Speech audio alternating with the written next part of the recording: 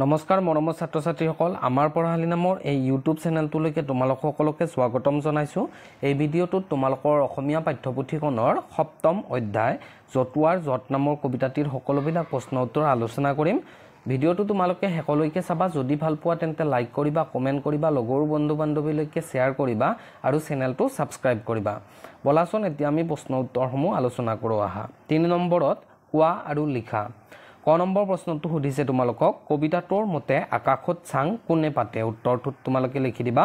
কবিতাটোৰ মতে নপতা ফুকনে আকাশত চাং পাতে। তাৰ পিছৰ প্ৰশ্নটো অহুকানে পহুকানে মানে কি? উত্তৰটো হ'ব অহুকানে পহুকানে মানে হৈছে ঘুনুক ঘানাককৈ বা আৰ তাৰ পৰা। ঠিক আছে। তাৰপিছত গ নম্বৰ প্ৰশ্নটো ঘিতমিত আন্ধাৰত কি দেখে? উত্তৰটোত লিখি দিবা ঘিতমিত আন্ধাৰত ভূত দেখে।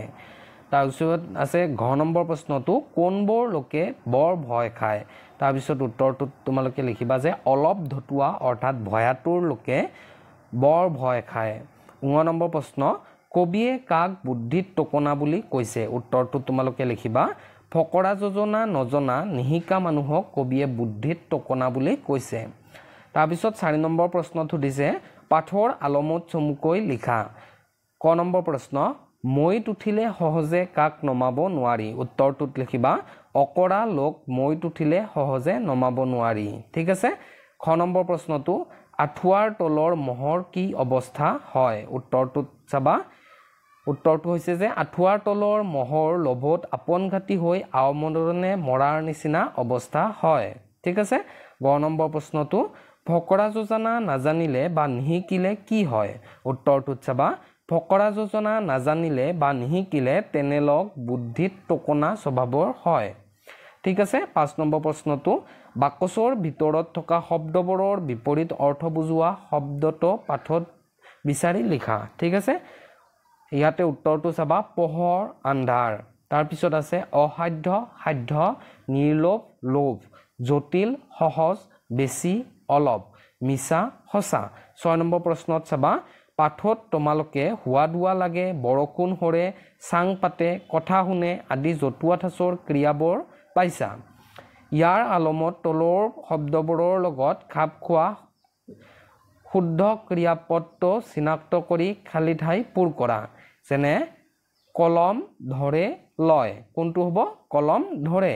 তাৰপিছত উত্তৰটো চাবা বাকীবিলাক চেপা মাৰে বা পাতে। কোনটো হ'ব? চেপা পাতে। তাৰপিছত ঢেঁকী বান্ধে বা দিয়ে। ঢেঁকী দিয়ে। তাৰপিছত আছে পাচি গঢ়ে বা সাজে। পাচি সাজে। ঘ নম্বৰত হ'ব খেল কৰে বা খেলে। খেল খেলে। তাৰপিছত আছে ঙ নম্বৰ মৰম লাগে বা ধৰে। মৰম লাগে।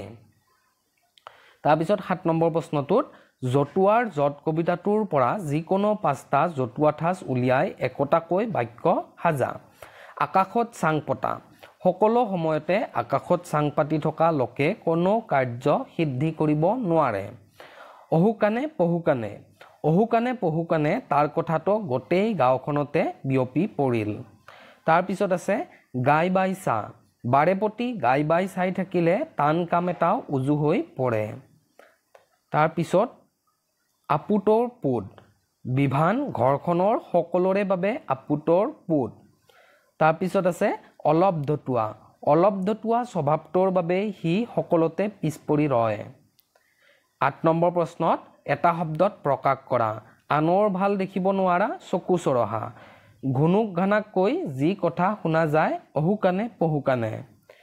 যিজন মাক দেউতাকৰ অতি মৰমৰ, আলাসৰ লাৰু। ঘ নম্বৰত আছে যি নিয়ম মতে খৰচ কৰে, মিতব্যয়ী। মৰমৰ ছাত্ৰ ছাত্ৰীসকল এই ভিডিঅ'টোত ইমানখিনিয়ে আছিলে।